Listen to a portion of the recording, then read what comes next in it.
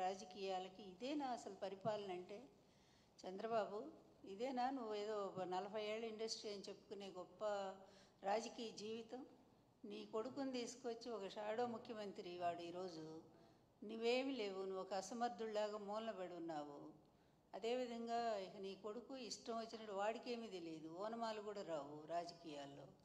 అందువల్ల తనకు తెలిసింది ఏంటంటే, నేను భయపెట్టేస్తే అది కూడా గుడ్ గవర్నెన్స్ అనే కితాబు వాళ్ళకేమి ఇవ్వాల. అలాంటి మెరిట్స్ కూడా ఈ ప్రభుత్వం 1 ఇయర్లో ఎప్పుడు కూడా చూపించలేదు.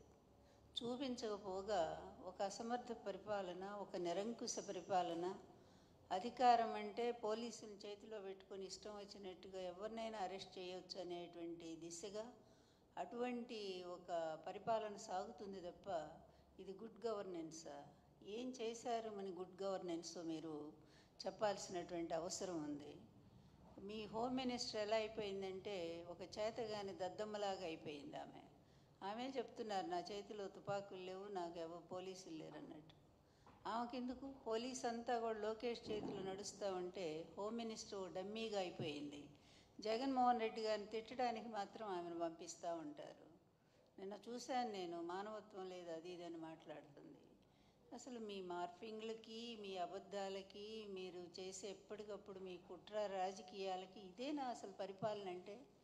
చంద్రబాబు, ఇదేనా నువ్వు ఏదో 40 ఏళ్ళ ఇండస్ట్రీ అని చెప్పుకునే గొప్ప రాజకీయ జీవితం? నీ కొడుకుని తీసుకొచ్చి ఒక షాడో ముఖ్యమంత్రి వాడు ఈరోజు. నువ్వేమి లేవు, నువ్వు ఒక అసమర్థుల్లాగా మూలన పడి ఉన్నావు.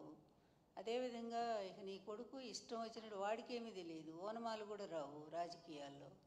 అందువల్ల తనకు తెలిసింది ఏంటంటే, నేను భయపెట్టేస్తే అది కూడా భయం ఈయన పెట్టడం కాదు, ఆ పోలీసులు అధికారం అండగా చూసుకొని పోలీసుల చేతిలో పెట్టుకొని ఇష్టం వచ్చినట్టుగా ప్రతిపక్ష నేతలు ఎవరు మాట్లాడి మీ పరిపాలన బాగాలేదంటే తీసుకుపోవటం.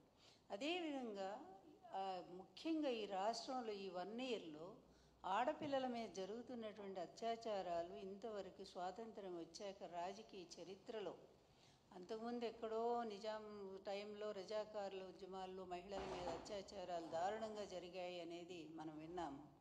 బ్రిటిష్ హయాంలో అలాగే జరిగినాయి. ఎందుకంటే పోరాట వీరులను వాళ్ళు ఆ విధంగానే ఆడవాళ్ళని చేర్చేవాళ్ళు. కానీ ఈరోజు ఇది ఒక ప్రజాస్వామ్య దేశం, ప్రజాస్వామ్య పరిపాలన అనుకొని మీరు అనుకుంటున్నారు, మేమైతే అనుకోవట్లేదు. ఈవీఎంల సాయంతో వచ్చినటువంటి దరిద్ర పరిపాలన మీది ప్రభుత్వం ఇది. ఈ ప్రభుత్వంలో మీరు చేస్తుంది ఏంటంటే ఇదిగో ఇట్లాంటి అనాచారాలు. మీ పార్టీ వాళ్ళు ఏదో పని చేసినా సరే వాళ్ళకి ఏ విధమైన శిక్షలు లేవు. వాళ్ళు మహిళల్ని భయంకరంగా మరి మీ సోషల్ మీడియాలో ఇష్టం వచ్చినట్టు వాళ్ళ వ్యక్తిత్వ హననాన్ని చేస్తుంటే దానికి ఏ విధమైన శిక్షలు లేవు. కానీ సాక్షి మీడియాలో ఒక అనలిస్టు ఒక విషయాన్ని చెప్తూ దాన్ని మాట్లాడితే దాన్ని తీసుకెళ్ళి కొమ్మినేని గారికి అంటగట్టి అప్పటికప్పుడు ఆయన మీద కేసు పెట్టి తీసుకెళ్ళి, ఇదా మీ పరిపాలన? ఇది సుపరిపాలన అంటారా? మీరు నిజంగా నిజాయితీగా ఒప్పుకోండి, ఒక్క పాయింట్ అన్న నిజాయితీగా ఒప్పుకోండి అయ్యా మీ తండ్రి కొడుకులు. ఇక ఆ 3 ఆయన గురించి ఎందుకు మాట్లాడాలా? ఆ 3 ఆయన ఒక వేస్ట్ ఫెలో అనేది అర్థమైపోయింది. ఎందుకంటే ఆయన అందుకే సనాతన వేషం వేసుకొని రాష్ట్రాలన్నీ తిరుగుతున్నట్టున్నాడు ఇక్కడేం చేయలేక. అందువల్ల ఇక ఆయన గురించి వేస్ట్ మాట్లాడటం కూడా వృధా. ఎందుకంటే ఆయనకు నాయకత్వ లక్షణాలు మొదటి నుంచి లేవు, ఎదిరించే తత్వం అస్సలు లేదు. చంద్రబాబు పిలిచినప్పుడు వాళ్ళు వచ్చి జగన్ గారిని ఒక తిట్టిపోవటానికి మాత్రం ఉపయోగపడతా ఉన్నాడు. కనీసం మీ పక్కన స్థానం కూడా ఇవ్వనంత స్థితికి దిగజారిపోయాడు, అతను సంపాదించుకోలేకపోయాడు. అందువల్ల ఇక అతని గురించి ఎక్కువ మాట్లాడకూడదు. కానీ మీ ఇద్దరు కలిసి ఈరోజు రాష్ట్రాన్ని ఏ విధంగా చేస్తున్నారో ఒక్కసారి ఆలోచించండి. మీరు ఆలోచించట్ల, ప్రజలు ఆలోచిస్తున్నారు, ప్రతి క్షణం ఆలోచిస్తున్నారు. ఎందుకంటే శ్రీశ్రీ గారు అన్నట్టు మదమెక్కిన తురంగాలు అన్నట్టుగా మదం పట్టినటువంటి గుర్రాలు లేకపోతే ఏనుగులు ఇవన్నీ కూడా ఇష్టం వచ్చినట్టుగా ప్రవర్తిస్తూ ఉంటాయి. వాటికి ఉచ్చము నీచము జ్ఞానము ఏమీ తెలియదు. అవి ఎక్కడ పడితే అక్కడ ఎట్లా పడితే అట్లా పరిగెడతాయి, అన్నిటినీ నాశనం చేస్తాయి. ఈరోజు రాష్ట్రాన్ని నిజంగా గుడ్ గవర్నెన్స్ అంటే జగన్ గారి టైంలో ఒక పద్ధతిగా జరిగింది. కానీ మీరు ఏ ఒక్క పాయింట్ అయినా కంపారిజన్ చేయటానికి మీరెవరు రారు. ఎందుకంటే మీ పచ్చ మీడియా బాకాల్లో ఊదుతూనే ఉంటాయి మిమ్మల్ని. నిన్ను లోకేష్ని ఇద్దరిని కూడా అక్కడ కూర్చోబెట్టి ప్రైమ్ మినిస్టర్ని కలిస్తే దానికి మొత్తం పేజీలన్నీ కూడా ఈనాడు ఏబిఎన్ పెట్టేస్తారు. ఏంటి ప్రైమ్ మినిస్టర్ మీ మిత్రపక్షం కాదా, మీ కూటమి కాదా? ఒకళ్ళ మీద ఒకళ్ళు ఈరోజు డిపెండ్ అయ్యలేరా? అది కూడా కలిస్తే దానికి ఒక పెద్ద అది వీరత్వమా శూరత్వమా?